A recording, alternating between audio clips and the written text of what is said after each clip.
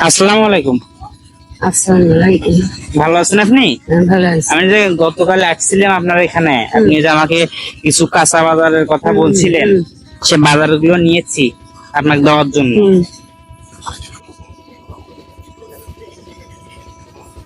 বসেন, একটু বুঝে দেই। এই যে এগুলো হচ্ছে রমজানের জন্য, মানে রোজা করার পর ইফতার করবেন, যেগুলো যে হচ্ছে আপনার বুন্দেই, বুট, চিনি, সেমাই, মুড়ি।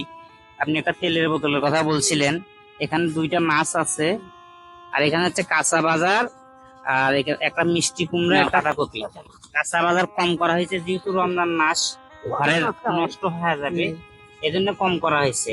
আপনি কি বাজারগুলো পেয়ে কি খুশি হয়েছেন? হ্যাঁ, আপনার এগুলো হলে মোটামুটি তো বেশ কয়েকদিন যাবে, আর কাঁচা বাজার তো ঘরে রাখাও যাবে না।